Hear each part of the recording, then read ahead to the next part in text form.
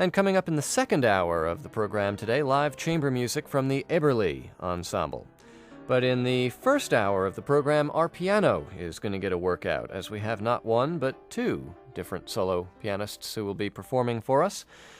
Stephen Mayer is making his first appearance today on Around New York. Stephen, it's good to have you here. Nice to be here. And Bill Charlap making a long overdue return appearance. Bill, I recall having you here, maybe a year and a half ago or something like that?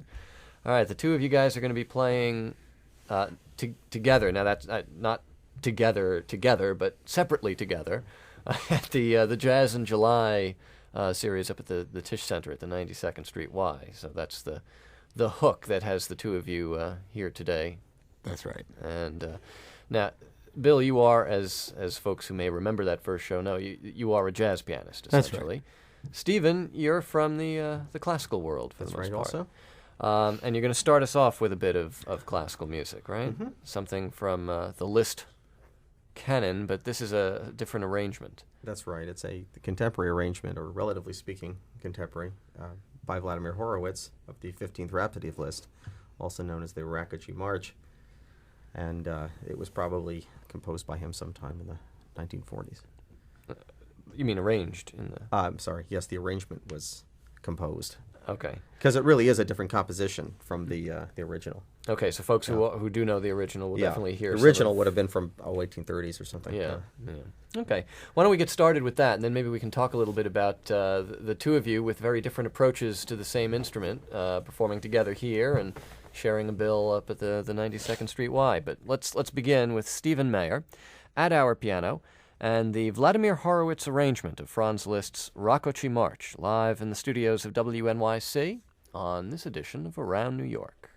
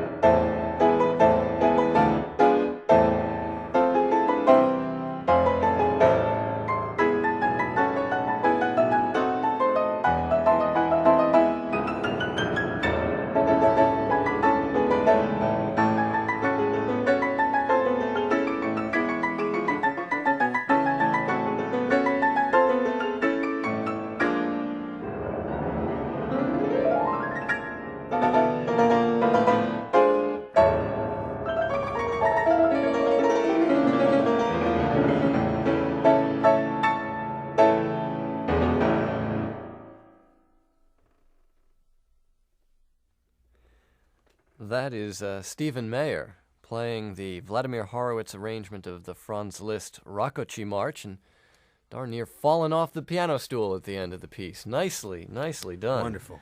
That's Great to listen to you. That's Bill Charlap, Thank who's you. also here with me in the studio. Stephen, pulling up a microphone again. That's sort of an odd way to prepare for the rest of the program, isn't it? I mean, that would have been an encore piece for Horowitz. Or a last piece on a program. Last piece on a program, yeah. Something after the fingers had limbered up a bit. Well, after my next attempts at Art Tatum, you'll probably understand a little better why there are actually harder things than that to play. Yeah. Now, I mentioned the Jazz in July series that you're both on, and folks listening to that might have been saying, well, why is this guy going to be on a Jazz in July series? The fact is, you look at Art Tatum's work as sort of a body of like received work, similar to any other pianist, composer, Chopin or Liszt or whatever. Well, I've come to see him that way. I'm not sure other people have yet. He has a very special place in jazz, of course. It's a great... for classical audiences, I think he's pretty much unknown except by people who were alive back in the 30s and 40s and who got to hear him in clubs because he was simply looked at as one of the very few jazz musicians who was so accomplished at his instrument that even the classical music listener would like to listen to him. Mm-hmm. And Bill, in the jazz field, of course, he is one of the... Well, Art was probably the focal figure as far as pianists are concerned, at least up until the 50s or, until bebop started becoming the important form of playing. And he really put together everything that all the pianists had before him and was also had the vision of the future. I mean, harmonically was worlds ahead of everybody else. You still hear Tatum all over the place in modern jazz pianists today. And it's not just the technical things that he did, but the things that he did with, with harmony, with the inventiveness of his arrangements. You can hear him in Jimmy Rolls and Tommy Flanagan and Hank Jones all the time. And maybe just a voice leading or something like that. But Art was pretty important. Yeah. Stephen, you got your breath back?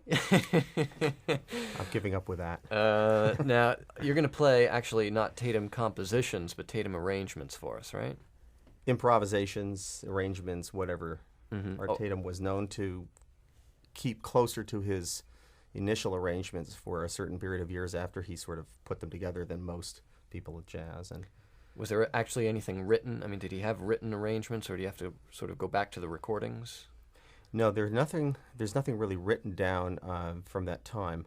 I guess it was a silly question because Tatum was essentially blind, so there probably no, I think actually probably even then there were people who wrote down their compositions, at least the melodies certainly. But Art Tatum didn't do that. There was a man named J. Lawrence Cook who sat around while Tatum played and tried to notate some of what he did. In fact, one of the arrangements I'm playing today, the second one, the Tiger Rag, was largely a J. Lawrence Cook transcription. It was edited by Felicity Howlett, who is very much alive and does work on Art Tatum, and she's a biographer, actually. All right, and this is more like the stuff that you'll be doing Wednesday night up at the 92nd Street Y. Well, I'll be showing also the contrast between and the relationship between concert music, as it were, and Art Tatum. Especially with Liszt. Well, we know that he was a great improviser from what we read about him, making stuff up. I mean, most of the great classical composers who were pianists were also great improvisers, and we just know that from the history books. And we can also, you can tell from the music, especially Liszt music, which is, sounds a lot like gypsy music a lot of the time, and really has that kind of passion, which is, in some ways close to the passion of the best jazz. True, and further than that, actually, just the inventiveness at the keyboard. Art Tatum and Franz Liszt reached separately, 100 years apart, many of the same pianistic conclusions. One of the reasons I played the last piece is that Horowitz was an influence on Art Tatum in a way that Liszt wasn't. Tatum couldn't read music, obviously, so he didn't really study, except when he was very young, the classics, but he did actually go to concerts, and he heard Horowitz play. And then the middle section of the Rakoczy March, which I just played, some of the runs in the right hand are almost identical, even more so than the actual runs in Liszt to some of the Tatum that I'll be playing next in T for Two. All right. Well, let's hear the two. T for Two is Vincent Youmans' song, arranged by Art Tatum, and then we'll hear Art Tatum's arrangement of the Tiger Rag. Both of these, once again, played at our piano by Stephen Mayer. Bill Charlap is patiently waiting his turn, which will be coming up shortly. And you're listening to live music here in the studios of WNYC on Around New York.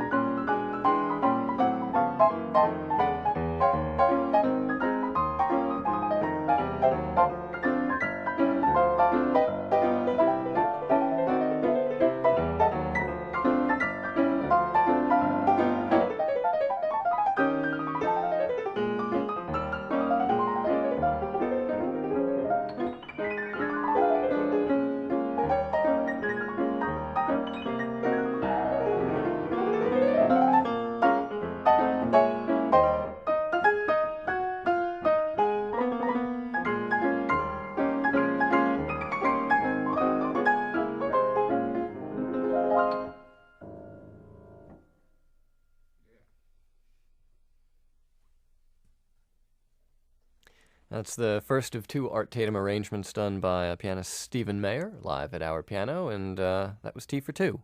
Gonna go straight to Tiger Rag after this.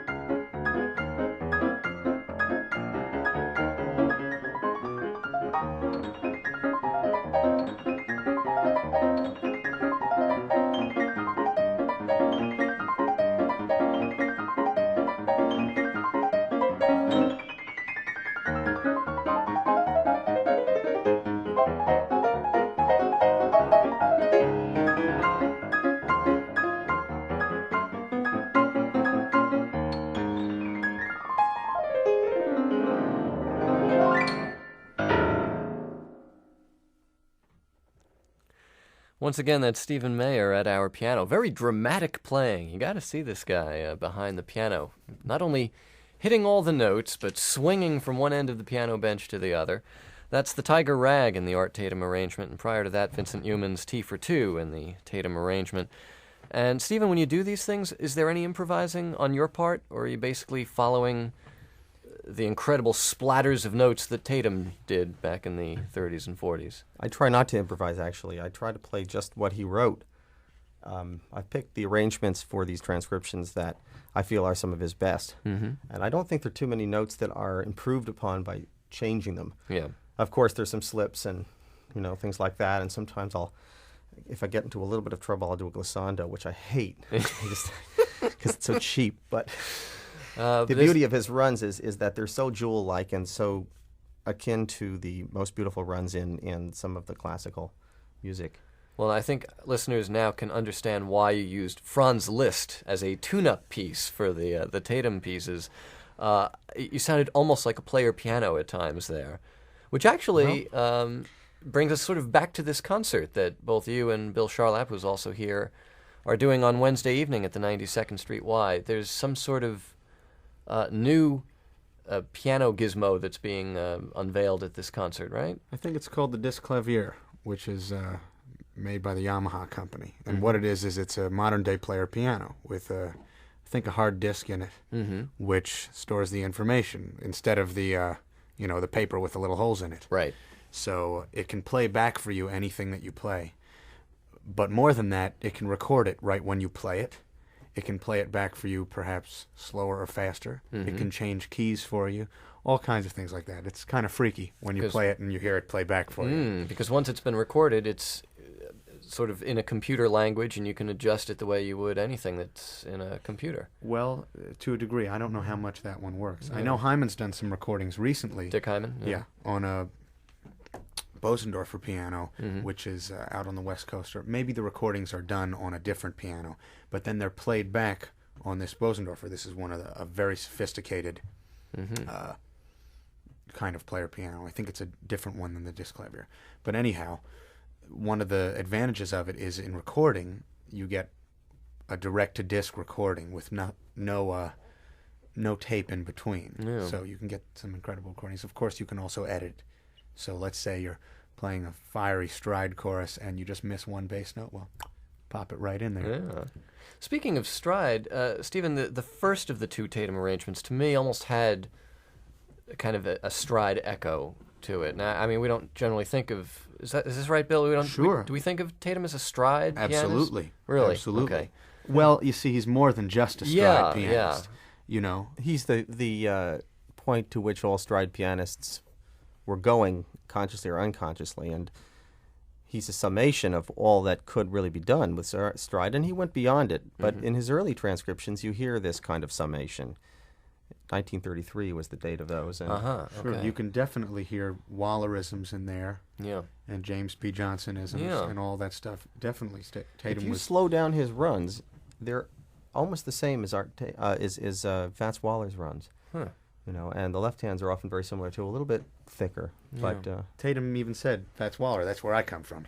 right. It's really his God, at least in an early point, and then he did go beyond. And Yeah, I mean... harmonically, certainly, he was already showing signs of that, and then he really developed a harmonic language of such, I think, just perfect refinement and just perfection within its own confines that by the 1950s, he was really out in his own world, and he really didn't have much to do with anything that was going on, especially the bebop, which had dominated for some years. And That's interesting. Very difficult to assign him to a school. Yeah. well, he started very much in stride, though, and then he studied And then the moved piano on. rolls, and he was also influenced by a pianist called Lee Sims, who was a sort of popular stylist of the day, whose music, if you ever hear it, it's pretty hard to find his records.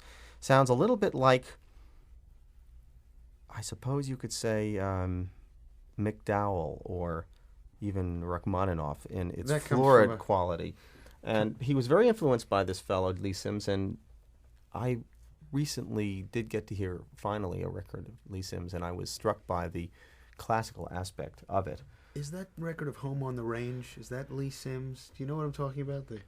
there's maybe a violinist or a viola playing home on the range, and he's playing all over the piano in a kind of novelty piano style.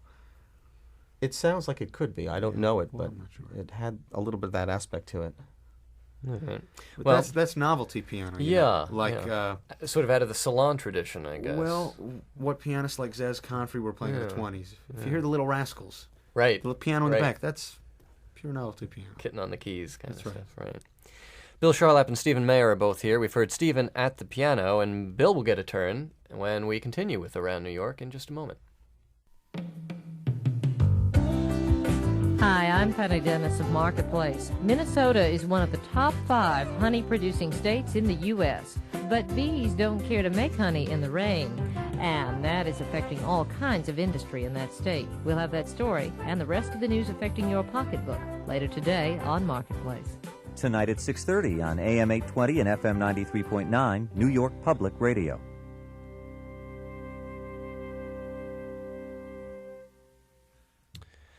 This is Around New York, our daily program of live music performed here in the studio, and we have 2 pianists with us in the first hour today, both of whom are taking part in the Jazz in July series this Wednesday night at the 92nd Street Y.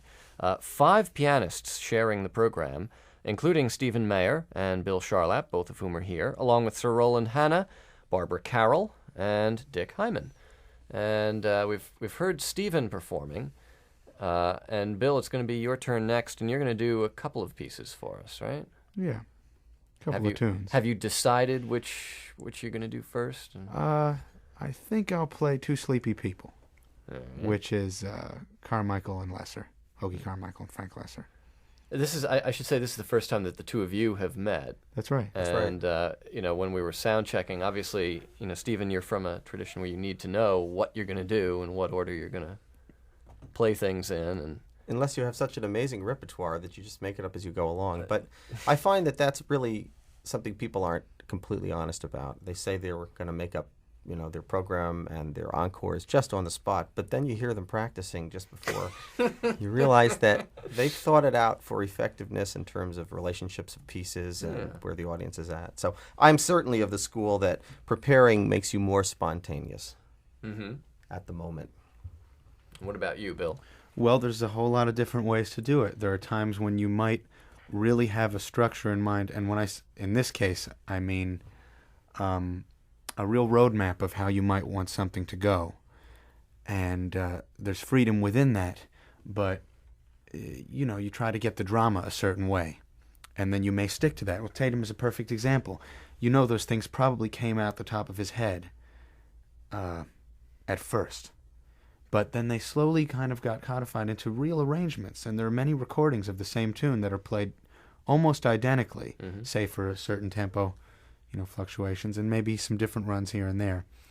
Then there are times when you really want to go using your ear and your knowledge of music as a jazz pianist, and you really just want to let the music kind of try to dictate itself. That especially happens, if you're not playing solo and playing with someone else, you've got to listen and see where they're at to be able to interact right away. But as a soloist also.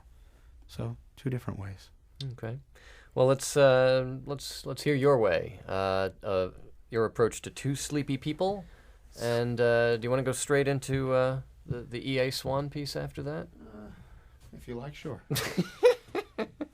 All right, well, that's When Your Lover Has Gone, which will be the second of these 2 pieces, played live at our piano now by Bill Charlap on this edition of Around New York.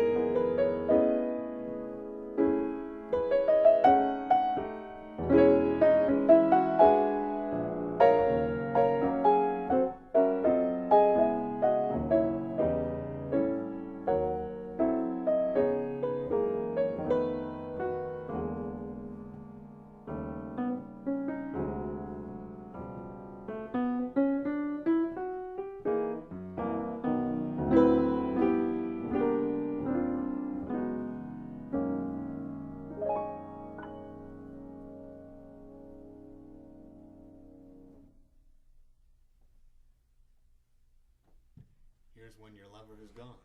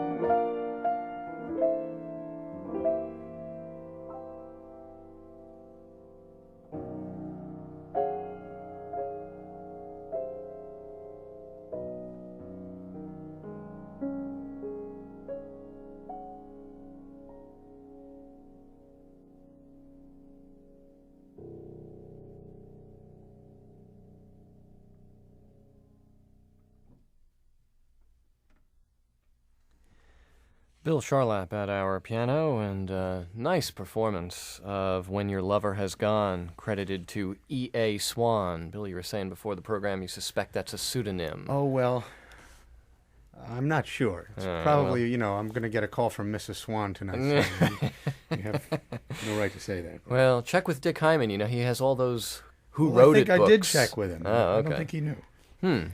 Last time he was here, in fact, it was last summer when he was doing last year's Jazz in July series, he was showing off these big books full of, you just look up the title and it tells you who wrote them. Yeah. So he's the man to go to, or the man who wrote the book. He's the man to go to for just about everything with that. And you also played Frank Lesser and Hoagie Carmichael's Two Sleepy People. Nicely done. Thank you. I mentioned before that the concert on Wednesday night features 5 different pianists. It's Stephen Mayer and Bill Charlap, both of whom are here, obviously. Also Sir Roland Hanna and Barbara Carroll and Dick Hyman. And is there a connection musically between the 5 of you? Aside from the appearance of this disc clavier, this recording piano that's going to be on stage, is there... Well, of course... I mean, are you going to share repertoire at all? I think that there's going to be some duo piano performance. I'm pretty sure there is. Uh-huh. Yeah, there's some duo piano performance, probably 2 pianos on stage. And like that, 5 different sorts of styles of playing jazz piano. Mm-hmm. And Tatum transcriptions and Liszt.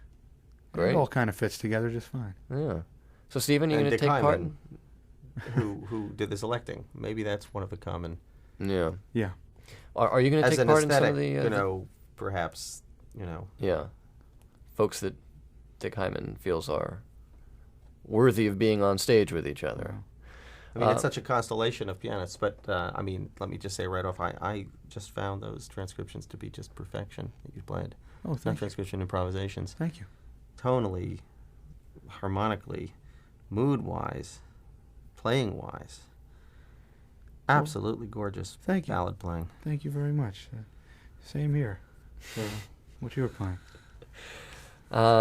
So, Stephen, will you be taking part in the 2-piano stuff? No, I won't. On Wednesday. Yeah, that's not. I mean, Unless they want me to move one of the pianos.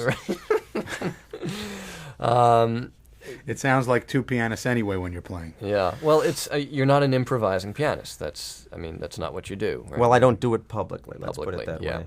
All right. The concert takes place at the Tisch Center for the Arts at the 92nd Street Y this Wednesday night, the 21st, part of the Jazz in July series. And that sounds like it's going to be a great event. I mean, Dick always puts together a great series of concerts. This one has a couple of unusual things going for it, and glad we had the opportunity to hear the two of you today.